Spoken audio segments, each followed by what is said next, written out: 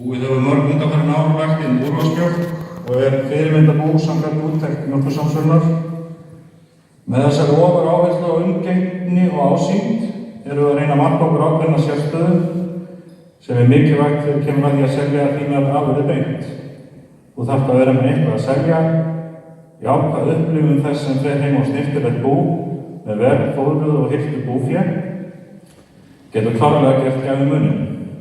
Þetta þekkir maður sjálfur frá bændaferðum og erlendri grunn. Þar sem við erum með blandað bú þá hefði ég að sjálfsögðu áhuga því að slátra fleiri en bara sauðfé heima og geta afsett beint til minna viðskiptavina. Aðalakkurinn hins vegar í sauðfjárafurðum að reyna að koma að minnsta kosti hluta þeirra í viðunandi verð.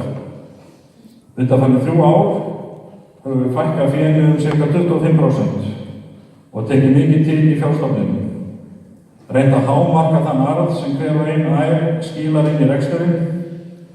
Þetta er eitthvað sem fleiri hefur klárlega átt að gera í þessu markaðsumhverfi sem nú ríkir.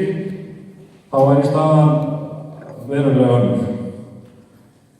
Í gegnum þessar gestamóttökur höfum við eignast mikið af vinum og kunningjum sem sumir hverjir vildu gjarnan kaupa afurðir okkar og fórum við því að selja beint frá bíli og erum með leyfi frá Matvælastofnun til þess.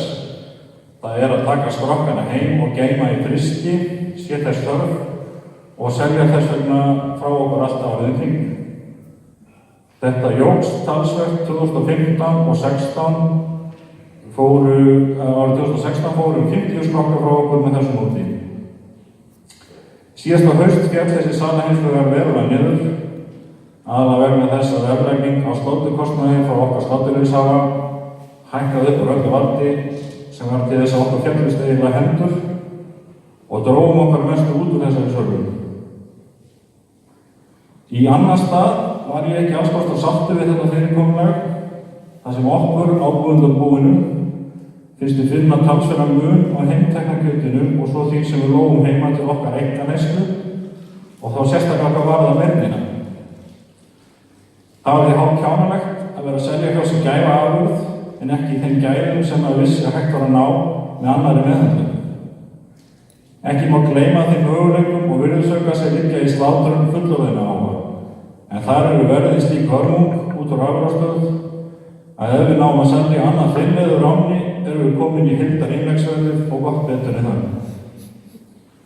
Í mínum huga þyrfti að vera að ræða þrenns konar sláturhús í flórunni hérlendis. Stóru húsin til að slátra megnin á magninu í almenna sölu og útflutning, handverkshús til að slátra fyrir metnaðarfull veitingahús og kjötvinnslur og síðan heimasláturhús bænda sem til þess hafa áhuga og sinna þá einkakúnnum búanna, vinum, ættingjum og þess háttar. Eftirlit. Það verður að vera þannig að yfirstíganlegt sé bæði hvað varðar framkvæmd og kostnað. Aðstaðan. Það verður að smíða einhverja lágmarkskröfur og aðstöðu sem þarf að vera til staðar hvað varðar hreinlæti, aðstöðu til þrifa, tækjabúnaðar, meindýravarna, gæðavakts og svo framvegis. Verkþekking. Þótt undanleikni virðast þá fer þeim fækkandi sem hafa kunnáttu til þessara verka. Spurningum námskeið til að tryggja lágmarksverkunum. Stuðningur.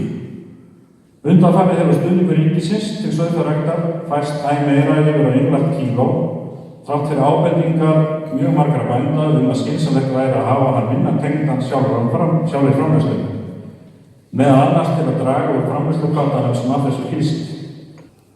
Unga fólki er að skila sig heim og hefur hugað að láta til sín taka í búrekstrinum og þá þarf að finna fleiri störf, skapa meiri verðmæti, gera reksturinn arðbærari. Það kostar ekkert að láta sig dreyma. Kannski bara eina ráðið til þess að treysta honum svör við spurningunum hérna undan að láta einfaldlega á þessa hluti reyna. Láta bara vaða og slátra nokkur lömbum og selja og sjá hvað gerist. Hvernig bregst kerfið við? Ég er til í að láta vaða. Það er eins með þetta eins og margt annað að allt er betur en að gera ekki neitt. Takk fyrir.